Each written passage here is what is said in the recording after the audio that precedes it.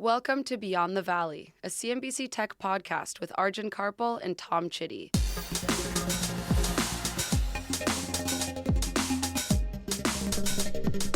Beyond the Valley. For a few days in June, tech firm Nvidia became the most valuable company in the world. Investors see the American chipmaker as a dominant player in artificial intelligence, with its hardware key to training huge AI models, including ChatGPT. Meanwhile, US tech giants from Google to OpenAI are forging ahead with their own innovative AI models. But this hardware and software is not available to all. Beijing, faced with US export restrictions, is seeking a homegrown alternative to American AI technology. But what are the alternatives, and can China overcome the many challenges it faces to keep pace with its competitors? Beyond the Valley.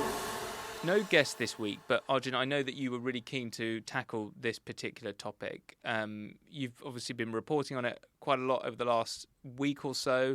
Is it really sort of piqued your interest? Do you think this is a story that's just going to keep running and running? Yeah, I think it was important. I've been doing a lot of research to understand what was going on in China at the moment. We've been talking so much and hearing so much about companies like OpenAI, who you mentioned there in the open, the company behind ChatGPT, Google, Microsoft, Apple Intelligence and their AI features. But, what is China doing? What are the Chinese companies up to? Yeah, particularly with some serious challenges that they face in developing AI technology. But before we get into it, let's do quickly stat of the week. The number this week, 4,500. 4,500. Okay, easy. Do you think you make it easier when it's just me or harder?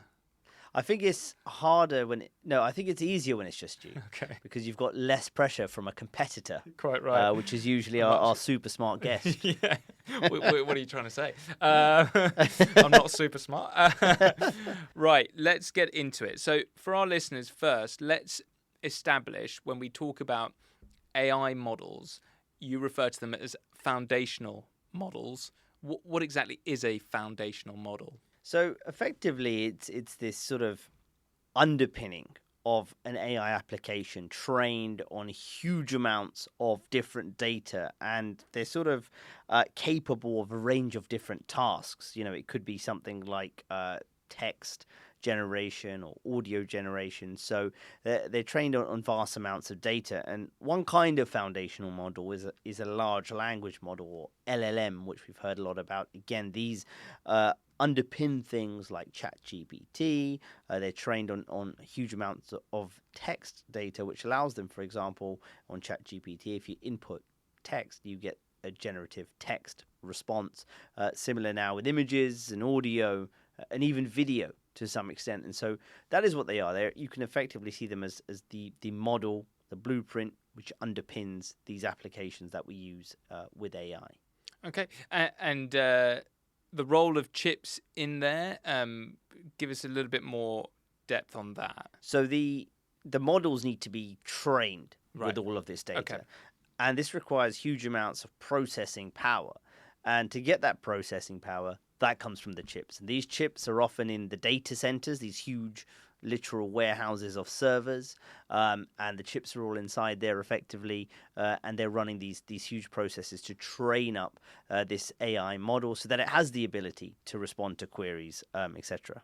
And just to add to that, we talk about chips, and there's a specific type of chip which is sort of hit the headlines, and that's the graphics processing unit, or GPU, the likes of which Nvidia designs. And again, you mentioned Nvidia at the top.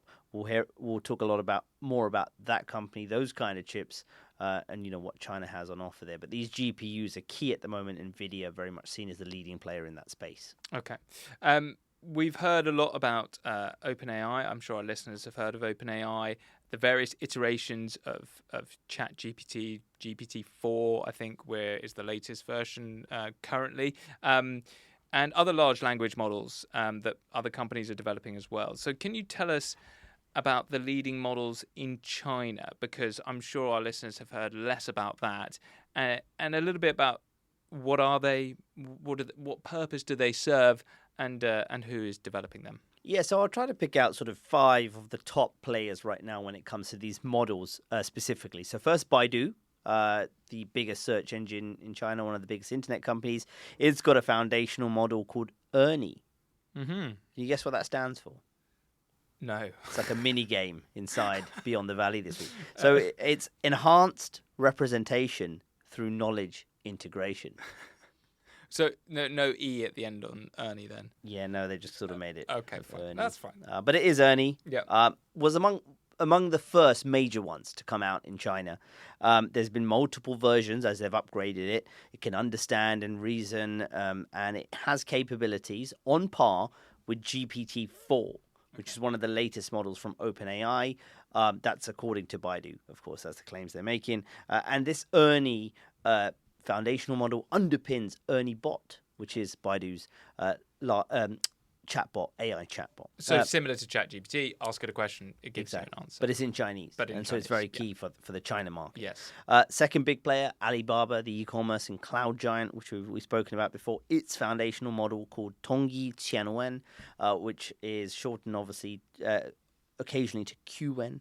Alibaba has developed various versions of this, which is interesting, and they can carry out different tasks. So rather than this sort of all-encompassing model, it's got one model, for example, that's focused on creating content or solving math problems, and another one that does something else. So it's gone for a more specific approach here. Another one, for example, can understand audio-based inputs and give text-based outputs. So various different models that they have. Tencent, the third biggest player, they have a foundational model called Hunyuan, and Tencent has said that this model has strong Chinese language processing abilities and advanced logical reasoning. This reasoning part is something, we hear a lot about, this ability for AI models to actually understand and then, reason and give that response as a result. The model can support functions that include things like image generation and text recognition. Again, this is something we've seen across the models.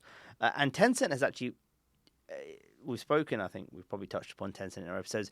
It runs the biggest messaging service in China, WeChat. It's also one of the biggest gaming companies in the world. And it also is starting to dip its toe into e-commerce. So it's positioned this model as one that can be used by companies in those industries, in gaming and e-commerce. So everyone's trying to differentiate here. It's also got its own chatbot, Yuan Bao. And this, again, very different, can pull information from WeChat, which has lots of information on it. As Tencent, like I said, looks to differentiate from rivals. Two more, Huawei, huge tech giant, which we've spoken a lot about. Its foundational model, Pangu. Huawei has taken, again, a slightly different approach, and it's made various different AI models specifically tailored to industries. So it's got an AI model for finance, one for manufacturing, one for the government, one for mining, one even for meteorology. And so it's trying to get very specific with the models for what it sees as some of the key industries. And those are sold through its cloud business, for example. And it can also support features, it says, such as the ability to generate code and virtual human avatars, which is actually a super interesting space in China. The ability to just generate a kind of character that can speak and reason and understand things. So that's really interesting. Final company, ByteDance, the owner of TikTok. It's got a foundational model called Doubao, and it came to market not that long ago with a super cheap price point and kind of caused a bit of a price war in China. So those are, I'd say, some of the biggest. There's a bunch of other startups in China doing very interesting things with foundational models, but those are some of the big names right now. My question on all of that is that these companies are doing various different things. One's Huawei, a smartphone maker, laptop maker, and then you've got, various other companies doing different things. But and their AI models also doing different things. They're not super specific to kind of what they're already developing or have been developing for the last 10, 20 years.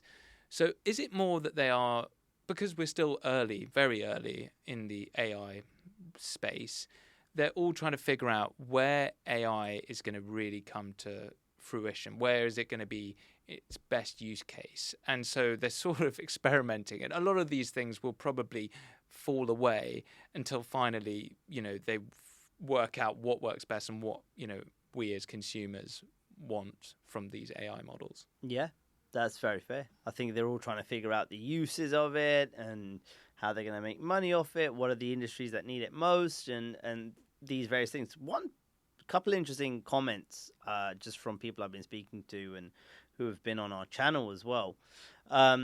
We had the chair of Infosys, the big Indian IT conglomerate, who very recently on our airwaves said, these big AI models, what's going to happen is they should become commoditized.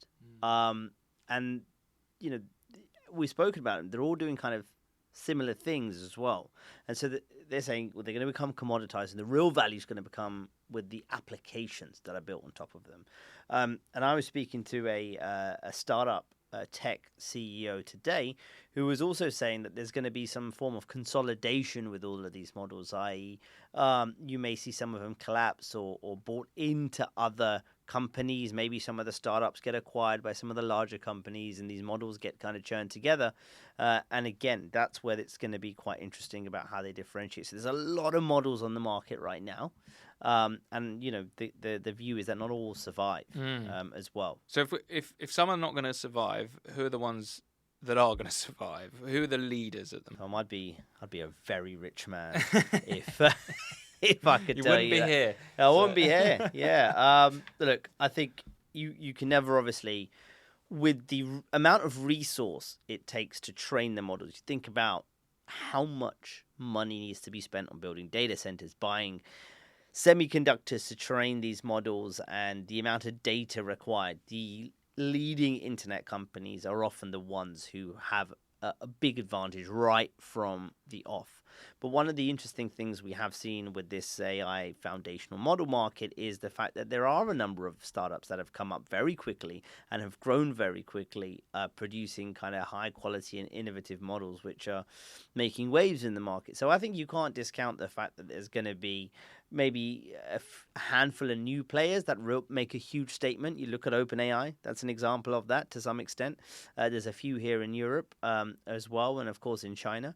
But of course the big tech giants are always going to have almost that advantage of being giant, having huge money to invest in this technology, and so that gives them a distinct advantage. So it's going to be a mixture of the two, I think. And don't forget also the consolidation point, I think, could be quite key. Yeah, this race to sort of work out, you know, who's got the best models, best use cases, also sort of reinforces the idea that actually the real value right now is in the hardware, the chips, and we've seen that bore out with Nvidia becoming the most valuable company, as I said at the top. So just tell our listeners a little bit about the role that the chips are playing in AI. Picks and shovels, they call it. Picks and shovels. That's what the chips are. They are the sort of foundation of these the AI workforce. Models. The workforce. The workhorse. The workhorse. Yeah. They are processing so much data to be able to train up these huge models, and these graphics processing units or GPUs I mentioned before are key to that. Now, the GPUs have been around for ages. They actually were key to, you know, the graphics that you see on your PC screens, and particularly in gaming PCs, and people want high-spec graphics. But actually their uses, because their processing ability started to be used for these AI applications, and people saw the Nvidia's chips as key to that because they've been doing it for a long time. And these go into the data center as well. But look, Nvidia's not the only game in town anymore. There are competitors, the likes of AMD in the US, also coming up. And of course, you know, there are some players in China, which we'll talk about. Yeah. In the supply chain, where does Nvidia sit? Because we have companies like ASML who develop the machines which create the chips. Then you've got the likes of TSMC who are manufacturing the chips. And then is Nvidia next down the pipe? It is a chain. Like you said, it is a supply chain. So there's so many different parts. Nvidia designs chips, but to design chip, it has to rely on a ton of other companies, software companies, to be able to design the chips. Then it's going to go get those manufactured from, like you said, TSMC, who in turn rely on companies like ASML for machinery and other companies for machinery to be able to do that. And so the supply chain is incredibly interlinked, as we've spoken about on previous episodes as well, how complicated that supply chain is. So we've talked a little bit about the leading companies in China creating foundational models, but do we have any companies in China now that are real sort of domestic rivals to the likes of Nvidia when it comes to that sort of chip manufacturing? So semiconductors incredibly difficult to design, to produce. It's a tough sector, but there are companies giving it a good try in China. And again, similar to what I did with the AI models, let me lay out some of those leading companies. Huawei, again, in the mix. It's got a chip design unit, which it's had for a very long time, called HiSilicon, and it's designing these data center chips, brand name Ascend. So it's got various products under this Ascend brand. The firm's current generation of chip is the Ascend 910B, and the company is gearing up, reportedly, to launch its next generation chip, which could be on par with Nvidia's H100 product, which is one of its leading products at the moment. That's according to a recent Wall Street Journal report. So the next couple companies, Alibaba, Baidu, again in the mix. They are designing their own chips for data center and AI processing. Then we get on to a sort of long list of interesting startups, perhaps many of our listeners wouldn't have heard about. So number one, Biren Technology designs a general purpose GPU and has a software development platform to build applications on top of. We can talk about later on the key of the software. It's not just about the chips.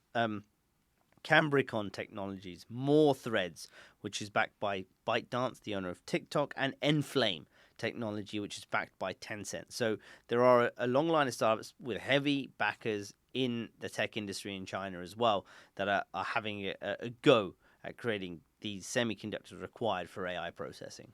You mentioned Huawei. They are a huge company in China. We hear about them a lot. Give us a bit more detail on how they've become a leader in this space. Well, look, Huawei is a national tech champion in China.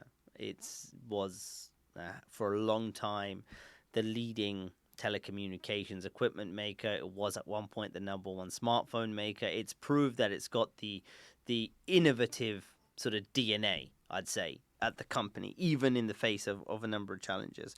It's got a lot of backing, and a huge amount of money goes into from that company to research and development as well, which gives it, again, the ability to invest in something as expensive to develop as semiconductors as well.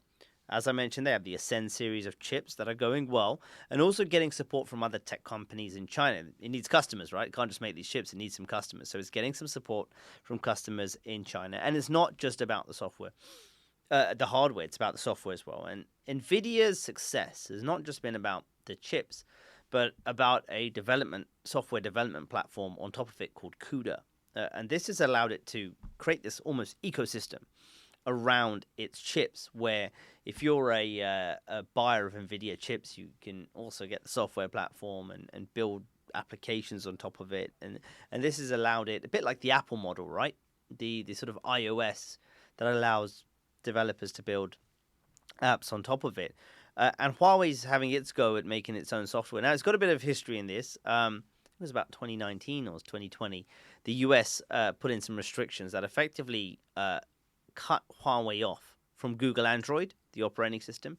And so very quickly, Huawei had to come out with its own operating system for its mobile phones and other products as well. And so it has some history in software. And it'll be interesting to see how it works that out in the AI space, linking it to the chips, and if it can make it a rival to Nvidia. But in its annual report earlier this year, Nvidia explicitly identified Huawei, among other Chinese tech companies, as a competitor in areas such as chips, software for AI, and networking products. So Nvidia itself has come out and identified Huawei as a potential competitor here. So wow, that's fascinating. Yeah, so it really does put them on the map if the leader in this space is saying that. Well, when we talk about the restrictions, export restrictions that the US has imposed in terms of AI chips, what impact are those restrictions having on China's ability to compete in AI? Yes, let me just try to lay out the restrictions and sanctions at the moment as we sort of know. Yeah, because I think they're quite broad, right? There's so much. There's so much. So much. So there's something called an entity list, which the US has. This is effectively a blacklist. So companies on it are restricted from acquiring and buying and obtaining American technology. But it's quite broad. It could even mean things that contain American technology. Right. And what this does is it's restricted them to sort of access to some of the key chip technology. Then you've got the straight up export restrictions. Nvidia cannot ship its most advanced chip to China. So if you're a Baidu or Alibaba or a cloud company out there and you need to buy some Nvidia chips, you can't get access to the top end Nvidia chips. Instead, Nvidia has made China specific versions of its chips. I read about this. Yeah, to get over there. On top of that, certain chip making tools from the likes of ASML or others have been restricted from being exported to China. Just to cut in there, but those chips that Nvidia are allowed or have got around those restrictions, are they just lesser chips? They've got less power, slightly less capability. Right. Yeah, slightly less capability to kind of come under the threshold. Right. And the US are happy with that because as long as they're the leader, or they've got the leading technology in-house, kept within their sphere of influence, they're happy. US is happy for now. Okay. For now. And then the other big restriction here linked to the entity list and those export restrictions is Chinese companies' ability to get access to manufacturing. You said earlier about TSMC, this Taiwanese firm. Many of China's top chip design companies cannot get such as Huawei and others, cannot get their chips manufactured by TSMC because of this sort of wide web of restrictions from the US. And so that creates a bunch of issues. So I mentioned the entity list at the start, right? Companies including Huawei, More Threads, Cambricon, some of the companies that I mentioned just a little while ago, they're on the entity list. They're on the entity list. It means they can't get access to advanced manufacturing from TSMC or other foreign companies like Samsung, Intel, and others. So they can't get their chips made. Where do they go? There's a Chinese manufacturing company called SMIC. We've spoken about them prior as well. They are China's biggest chip maker. Problem is, they are generations behind TSMC. Nowhere near the latest technology. Can't get their hands on the latest technology because of the export restrictions as well. SMIC is also blacklisted and faces those same restrictions. Therefore, its capacity is limited and its capability is limited too in terms of being able to make the most advanced chips. And that's really what's holding back China's AI chip development right now.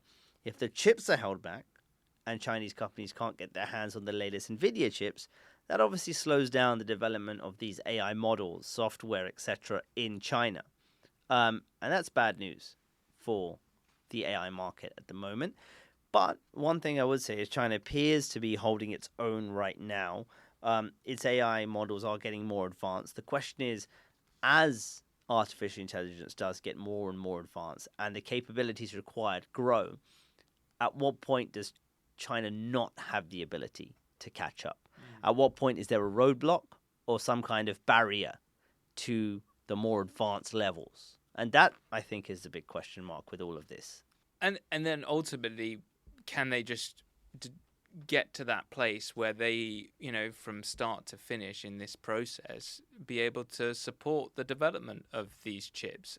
That's where we're getting to, right? You're saying that they're decades behind, but, I can't imagine that that's going to stay like that forever. And they're not going to just hang around and wait for the restrictions to drop. They're just going to pursue and drive forward and develop their own stuff, right? Yeah, I think with the way the world stands, it's near impossible.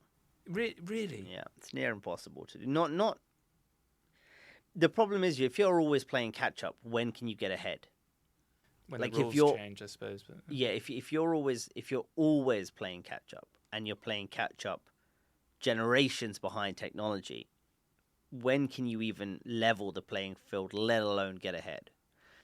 But my point being, right, is that a lot of the development that's happened now is they've got access to that development or that technology, and so surely they're starting from a higher threshold than the OGs in this field. The thing is, they're still starting. If legacy technology is not a problem, but it's more advanced technology is where the issue is right now. It's they can make legacy chips and they will make lots of legacy chips, the kind that go into cars to sort of make your air conditioning work or something like that. Nothing kind of too crazy. Yeah. But it's these more it's the advanced lead, chips it's is the- where it's going to get real difficult, real tough to do without foreign companies in that supply chain. I think that's the biggest challenge. But the question is, how far can they get to the point where it's good enough in the current state of affairs? Well, does That's- it keep them in the race, essentially? Yeah, does You it know- keep them in the race? And, Yeah. and that's where I think, and a lot really, I think is going to hinge on how far the US takes these restrictions going forward. We mentioned those sort of chips, specifically Nvidia made for China, when Nvidia did that sort of first time round. Later on, the US has said, nope, those aren't going either. So how far is the US going to take those restrictions? And that's the key. And how far and for how long will it have the sort of cooperation of other countries And like Japan, South Korea, other key chip making nations? And it's not just, we're not just talking about this for AI models' sake, right? Foundational models. There are other areas that are going to be impacted by this. Autonomous driving, robotic factories. Are these restrictions just going to impact those industries as much as developing foundational models? Yeah, a lot of people don't talk about this with Nvidia, but they have a big autonomous driving sort of product range. And over the past few years, I saw it while I was in China, they were making a lot of partnerships with a lot of the Chinese EV makers who are incredibly advanced on their autonomous driving capabilities and things like that, which of course rely on AI. So, for example, autonomous driving works because the cameras and sensors on the car are able to very quickly process the information and things they see about them to know when to brake, when there's a red light, when there's a pedestrian, etc. And those require the advanced AI chips and sensors and everything else.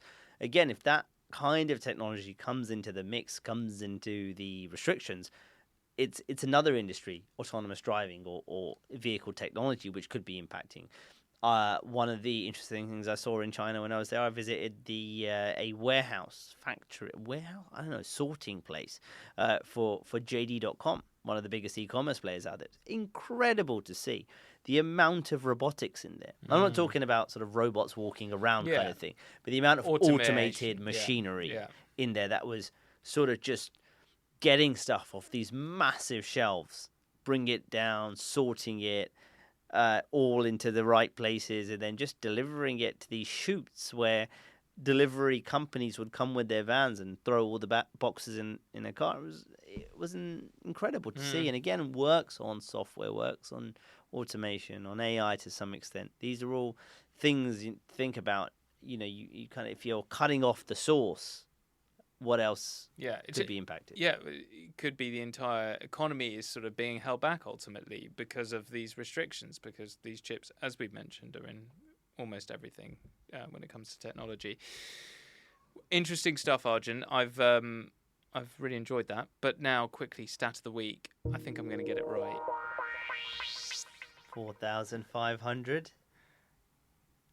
Have you Googled it? No, I typed in 4,500 AI models in China, and it's just come out with 4,500 AI companies in China rather than AI models. But I would assume... What would you have gone for? I was going to go for 4,500 AI foundational models in China. Yeah. So That's wrong. That's wrong. Yeah. 4,500 AI-related companies, according to the Ministry of Industry and Information Technology in China. I can't believe you Googled it. That's a DQ. I was being I was being open and honest with you because I typed in foundational models because I was like, right, I reckon I'm right. Redeem And then yourself, I'm wrong. to redeem yourself, bonus point. 578 billion yuan. 570 billion yuan. The value of the AI sector in China this year. Yeah. Yeah-ish. Not this year though. Last year. Last year. But also stats from the MIIT. But yeah, pretty much. Okay. Yeah, quite big. It's growing apparently, according to the state government. So, yeah, there we go. There we go.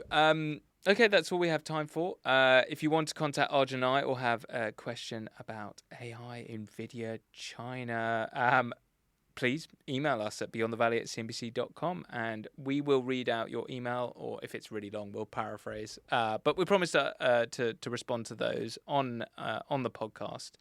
So please do write in. That's it for this episode. You can also follow and subscribe to the show, and you can even leave us a review. Thank you, Arjun. Thank you, Tom. We'll be back next week for another episode of Beyond the Valley. Goodbye.